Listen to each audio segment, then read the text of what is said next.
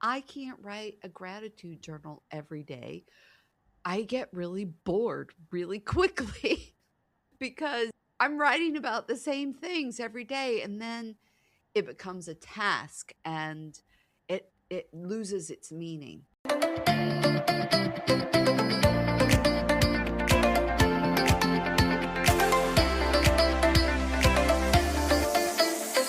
This is By Joy Joyan Season 2. I'm your host, Joyan Chan, and every Wednesday we bring you inspiring stories, powerful message, and fun conversations with me and my special guests and friends, and it's my personal mission to empower you to live and lead a life with joy. This podcast is for you if you're looking for more joy, courage, passion, and purpose in your life. Now let's dive into today's episode and get ready to laugh, learn, and live your life to the fullest. Joining us today is a mindfulness meditation teacher, personal growth guide, and emotional abuse recovery advocate. Drawing from years of self care practice and lived experience, she helps high achievers and busy professionals reduce stress, build resilience, and develop calm confidence without sacrificing their drive or ambition. And she's here today to empower you to stop running on empty and build calm confidence for real life. So, ladies and gentlemen, help me in welcoming Katharine Chestnut. Katharine, welcome to the show. Good morning. Thank you for having me, Joy. Oh, I love that. I love that you call me Joy without even asking. Yeah. So yeah, let's dive into the work that you do, and you often work with people who look fine on the outside but feel fright on the inside, like people who are, identify themselves as high achiever or busy professionals. So what are some of the signs that someone is achieving, like they're great, they're doing well on the outside, but they're actually running on empty?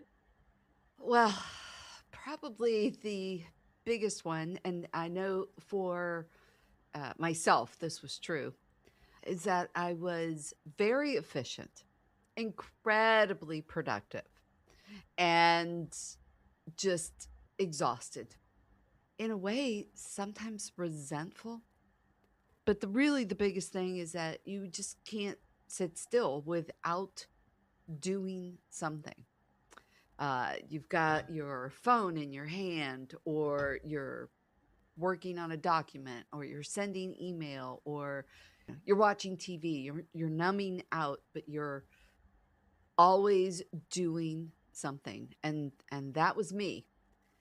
It felt good because I was getting stuff done, but at the same time inside I was just like, but I was ignoring it. I was distracting. So what is the root cause? Like what is causing what causes the emptiness that we felt inside? I would say that it goes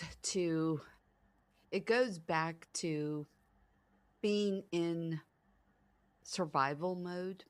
And what I mean by that is it's not dramatic, but it means that we're there because it's worked for us all our lives, right? Being productive meant that we were loved, that we were rewarded either through praise or monetarily.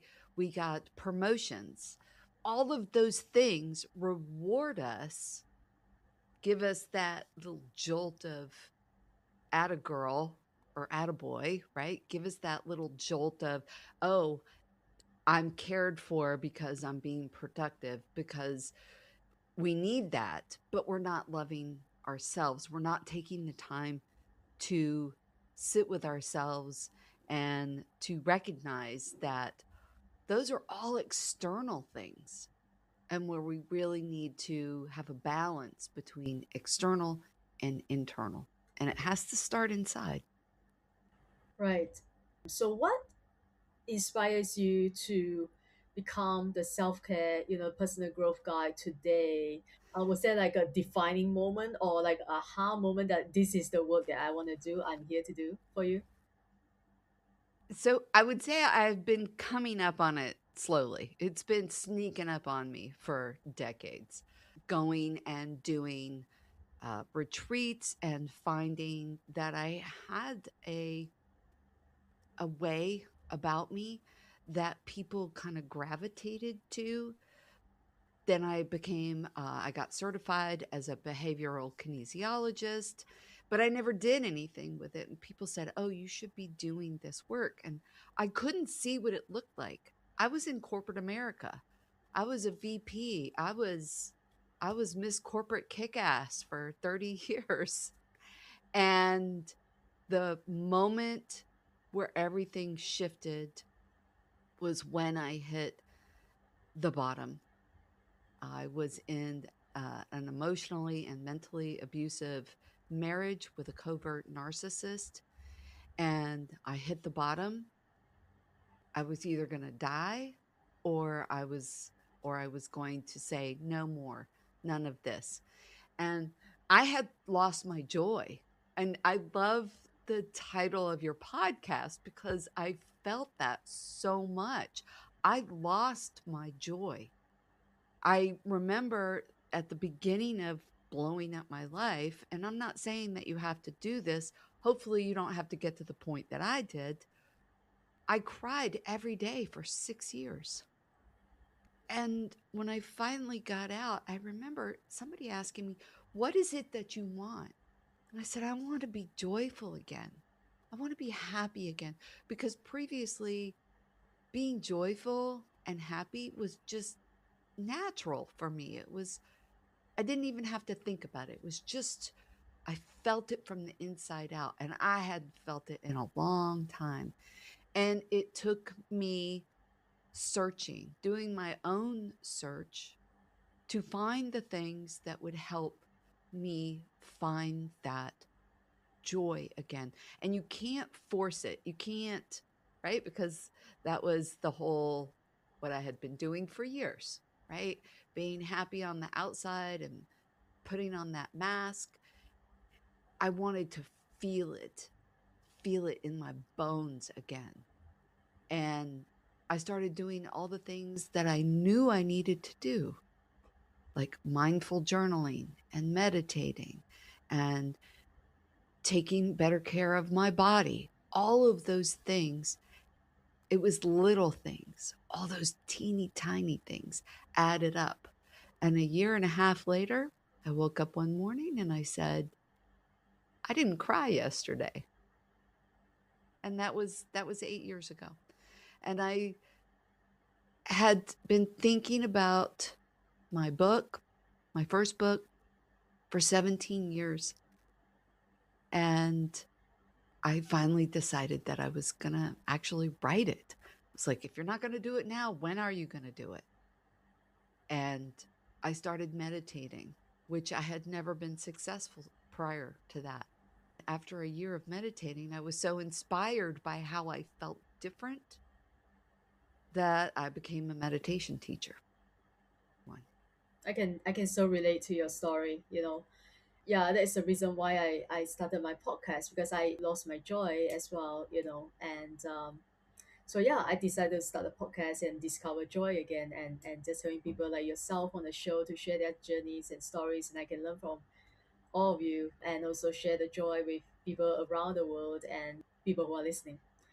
So I'm just curious, what is your first book about? Because I don't think I am, or maybe I didn't do my research well enough. You know, I don't know what's your book about. So talk to me about that. Tell me about it. My first book is called Inner Affirmations, and I met a woman. She introduced me to a way of journaling. Some people call it automatic journaling, some people call it non dominant hand journaling. I call it mindful journaling because that is what it has become for me. And when she taught that to me, I discovered, and initially I was really skeptical, but when I practice mindful journaling in this form, this fashion, I can actually hear and get the messages from my inner wisdom, or call it your intuition or what have you, because I spend so much of my time, or have spent so much of my time in the past, in my head, thinking things through, being incredibly logical. And Our society, again, rewards us for that. But when I would journal in this fashion, I could actually feel and know what was true for me. So I discovered a balance. I could have a balance between, okay, my logic brain is telling me this, but my heart is telling me this. It was so life changing for me. And just her work in general was so life changing for me. And then I added a little spin to it that I wanted to, I knew that if other people could connect in that way, because some people say they can connect with their intuition, like, no problem. I am not one of those people. I have to journal. And I wanted to share that process. And so that was what the first book was about. And I will tell you, it was terrifying. But now I have 4 books and I'm working on a 5th book. Wow. Wow, wow, wow. I mean, that's unbelievable. So if someone listening right now, they want to start journaling or mindful journaling, where do you suggest they start? Because it's a habit, I wanted to journal as well, and I just did it for like, I don't know, like a couple of days, and I forgot all about it. Like, so where do you start with mindful journaling? The first thing I want to be really clear about, there are people, there was a trend, I don't know, a year or so ago where you had to get up early and you had to journal for an hour. I'm like, okay, so first off, not getting up early and certainly not journaling for an hour. Like, who has that kind of time, right? Especially if you know, I was constantly, I was traveling a lot. I had a teenage daughter. It was, I had a family to take care of. So I didn't have time to be fiddling around like that. And some people say you have to do it every single day. Some people like to write a gratitude journal, which is lovely. That's lovely for them. I can't write a gratitude journal every day. I get really bored really quickly because I'm writing about the same things every day, and then it becomes a task and it loses its meaning. Mm. I journal sometimes for 5 minutes. If I have a question that I'm not sure about, like I'm kind of wavering on, I will sit down and I will write the question out and then I'll just journal. I'll just write, could be words, phrases, sentences. I just write until I don't have anything else to write. And sometimes that's 5 minutes, sometimes it's 20. It's very rarely more than 30 minutes. The other thing is that your question, the next natural question is, what do I write about? Right? Yeah, Because if you're writing about your day, that's really a diary, yeah, right. right? So that was when I had readers say, I need prompts. I need something to prompt my writing. So 2 things happened. One, I wrote the 3rd book, which is Inner Affirmation Inspirations, and it has 365 inspirations, affirmations that came from my own personal journaling, and prompts. So sometimes if I don't know what to write about, I'll just flip the book, open the book, find a page, answer that question, and see what comes up. And it's always exactly right and perfect. Whatever question I get always seems to be the exact perfect one for what I need in that moment.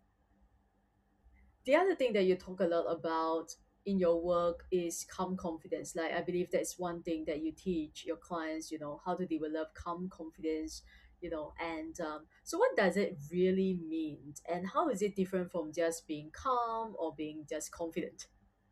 So just being calm can become passive. You can just be a passive observer. And just being confident can be very performative or can become or be perceived as aggressive. But when you combine the two, it becomes more regulated power. It gives you the ability not to pretend that nothing affects you, but knowing that whatever it is, you can handle it. It's very different from that surface level composure. It's you're taking care of yourself. Your heart rate might rise a little bit, but you don't lose your center. I love that. And is it a skill, or is it something that we can, is it a personality trait, or is it something that we can work on to start building it? And the question is, since you work with a lot of high achievers, and I myself, I know I'm a high achiever, so how do we develop this calm confidence without losing my drive, our drive, or our ambition? I totally feel that, right? We're badass women. People ask me what do I do? I said I get stuff done. Like I'm just right? I mean, I am not my job, but I do get a lot of stuff done. What happens is that calm doesn't dull your ambition. It doesn't really slow us down. It just refines us. It gives us the opportunity to be more discerning. We're not proving ourselves. We are choosing, actively choosing. And that might mean just taking a breath. And I'm not saying you have to sigh. Right. Is there any other techniques that you use in your day-to-day life, before a big client meeting or before coming on the show, for example? What would you, for someone who is, okay, let's take an example of someone who is not confident at all, and they are about to present in front of their peers or their clients or their colleagues. What would you want them to do to prep themselves to build their confidence in that for that very moment? Is it breath work? Is it meditation? Visualization? What would it be? I love breath work. And it's amazing how much we don't appreciate our breath until we start to notice it. I would say the one thing that I do is to pause, or let's say they're two, but they're combined for me anyways. Pause and breathe before every response, before I hit send on an email that I might have been a little tweaked about, right? Or pause and breathe before I say yes to taking on another task, or pause and breathe before correcting somebody for making a mistake. Particularly helpful for when you have children. And pause and breathe before you defend yourself. If somebody is verbally attacking you or you perceive it that way, before you respond, just pause, take a breath, check in. That one little pause reminds your body that it's not under attack. And it sounds really simple, but it's so powerful. Right. But you see, there are so many, especially with social media these days, we are overwhelmed with information, right? Like self care tools, self love routine, and tips and tricks. For mindfulness, even if you were to do a search on meditation, there are like millions and millions type of meditations online available. So why do so many mindfulness and stress tools, I mean, this is, I'm speaking of my own personal experience, I tried so many Mm-hmm. mindfulness tools and like stress reduction tools, right? But still I feel like, it doesn't work at all. So what would you say we should be doing instead, from your own experience working with clients? What should we be doing instead when there are so many different types of mindfulness practices out there? Well, full disclosure, I tried meditating for years and couldn't do it. Right. Could not do it. And I can look back now and recognize I wasn't ready. I wasn't ready to make it a part of my life. And that right there, that is the thing, is that so many times we are taught a technique, right? You called them tools. We are taught a technique, but we're not taught how to integrate it, to make it a part of who we are. We learn how to do these things, to breathe or to meditate for 10 minutes, but nobody explains why you can't sit still. And nobody talks about how you have to start slowly. It fails when it becomes another task. It becomes something else that you have to get perfect at. And I didn't do it for years because I thought I had to empty my mind and I had to sit a certain way and I had to chant. Okay, so no, we don't have to do that. Meditation, even if you do it for a minute, which I actually created a meditation that is 90 seconds long. Okay, 90 seconds is better than no seconds. It works when it starts to become relational. And what I mean by that is that you are starting to listen to yourself.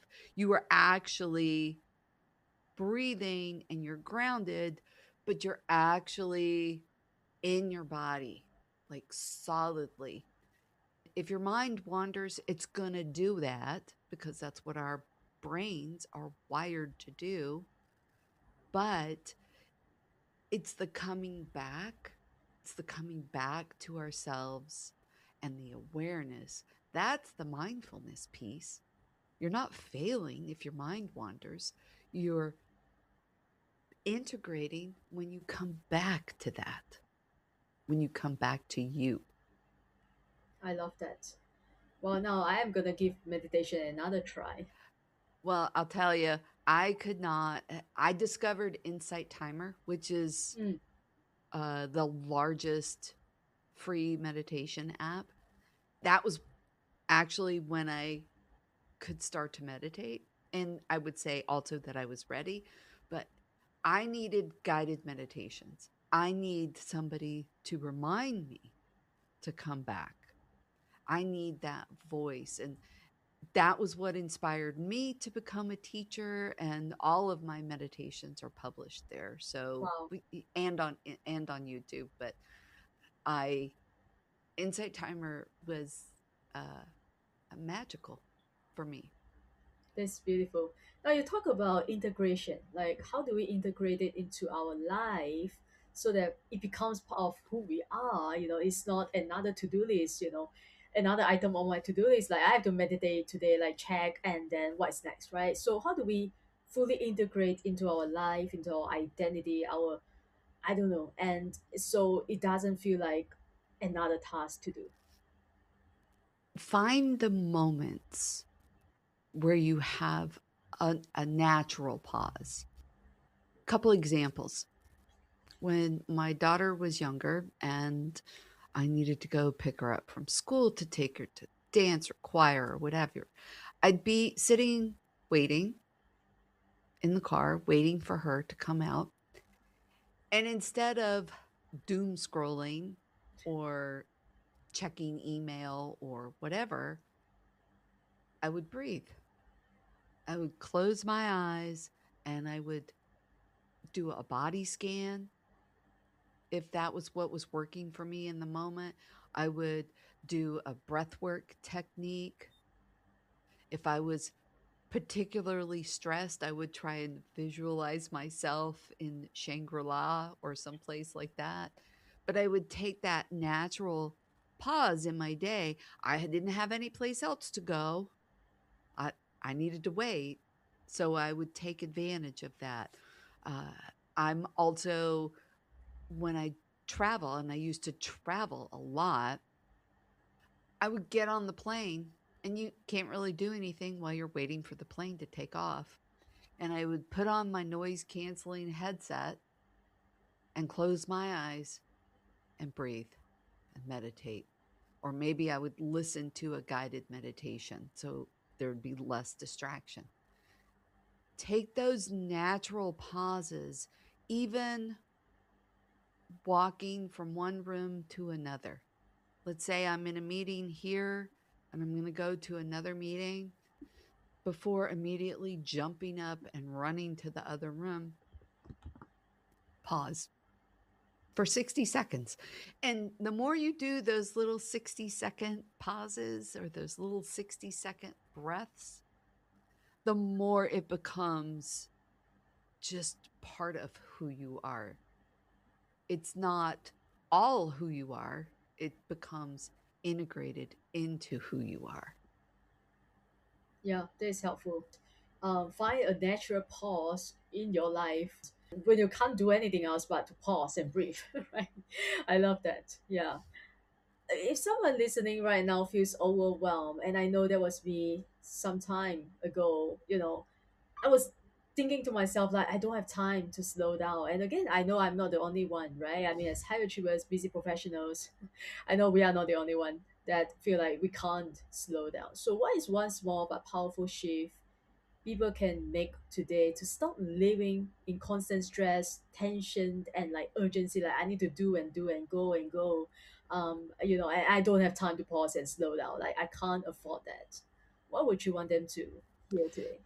So, first off, I'm just going to say start where you are. Don't feel like, oh, I have to go to this big retreat. I don't have time for that, right? I'm living my life. Breathe differently in a meeting, or put your feet flat on the floor while you're on a call. Don't cross your legs, just put your feet flat and let yourself feel the the pressure beneath your feet and breathe. It's those little things. You don't have to slow down. You don't have to change everything. You don't have to go on a retreat in the high Himalayas.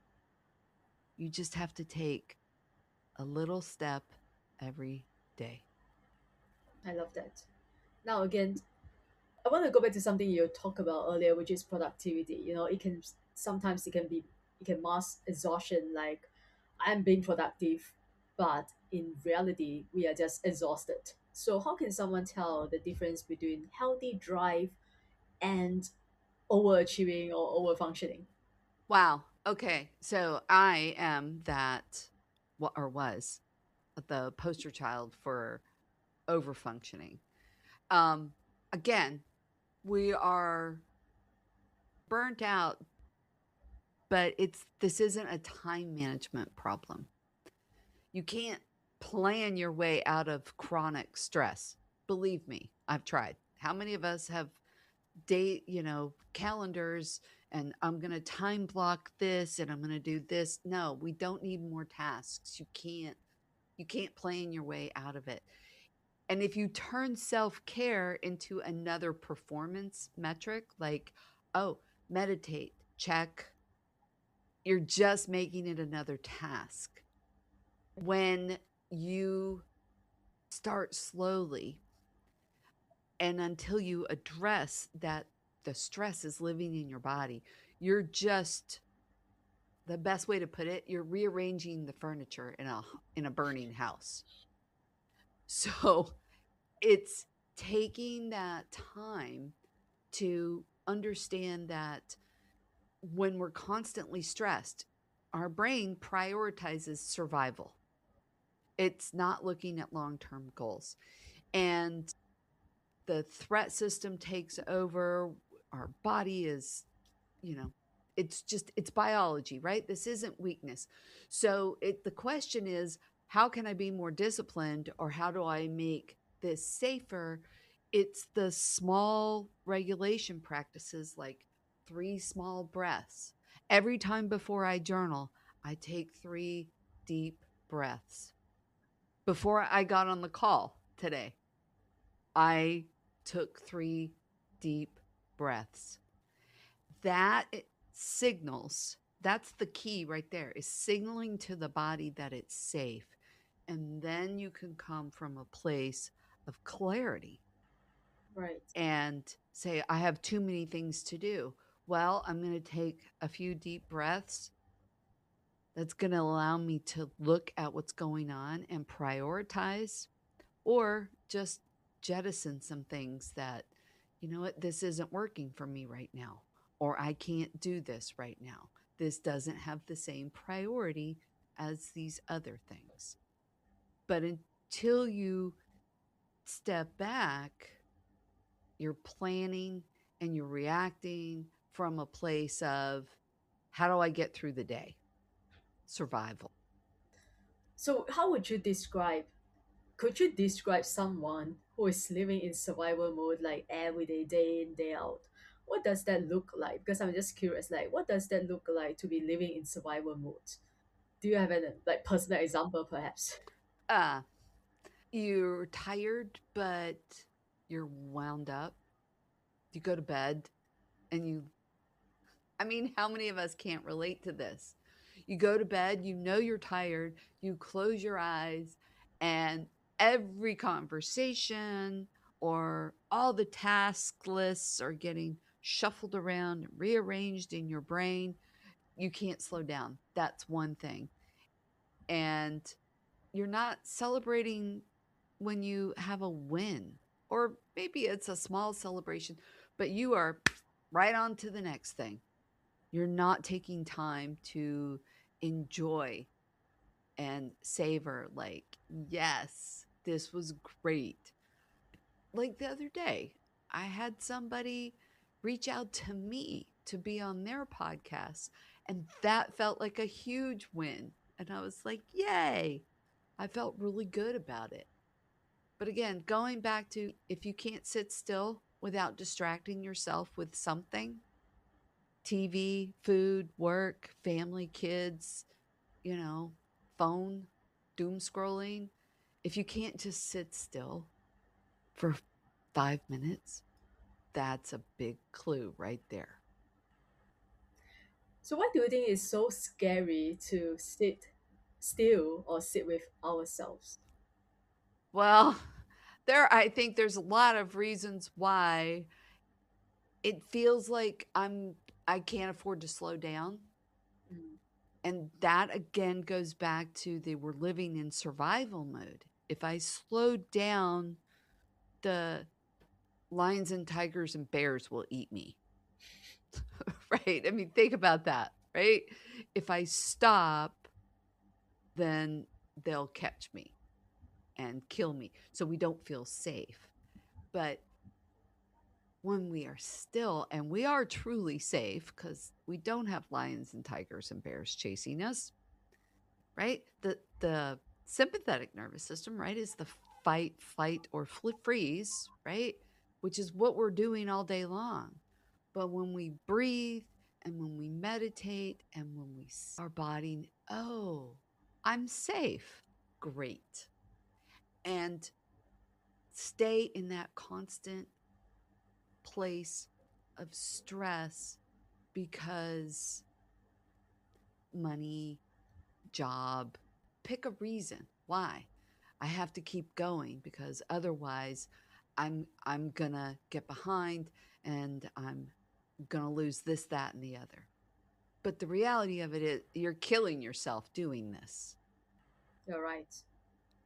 Yeah, and I think that's a beautiful question to journal about, right? Like, why can't I sit still with myself? Like, why can't I slow down, right? And you Ooh. would come up with a lot of reasons. Or, because I like to come at it from a positive spin, Right. what would I feel like if I sat still? Or what would it feel like if I sat still? That's a great question. I'm going to write that down because I want to remember that. I think that's a great question. You're welcome, and I love that as well. I guess that's the homework that I want my listeners to do today after listening to this episode. So yeah, thank you so much, Katherine, for your time and your generous sharing with me and my listeners today. Now, is there any is there anything else that you really want to talk about? Perhaps I didn't ask you, didn't let you. No, we talked about a lot of great things, but I would say breathe. Just breathe. There's a powerful reminder. Tell my people where they can connect with you and reach out to you if they are curious about, they want to learn more about what you do, or join your meditation. Like, where do I send them? So all my books are on Amazon and my website, which is katherinechestnut.com. If you're not sure where to start, I also have a quiz on my website, a mindfulness quiz, which can get you started. It may not be the thing you stick with forever or for all the time, but it will get you started. You can also find me on YouTube and on Insight Timer. All my work is definitely on Insight Timer. Yep, guys, I will put all the links in the description below. And remember to like and subscribe to this podcast if you haven't already. Thanks for listening, and I wish you all a joyful and amazing day ahead. Thank you again for tuning into Find Joy Joyan podcast. If you enjoyed today's episode, take a screenshot and share it on your IG story and tag Find Joy Joyan _podcast so I know you are listening. And leave us a positive review on Apple Podcasts if you haven't already done so. And remember to hit the subscribe button whether you are listening on Spotify, iTunes, Amazon Music, or any of your other favorite platforms. If you love what we are doing and want to become one of our sponsors, you can send me a DM to connect. And thanks for being here. I will see you soon in the next episode.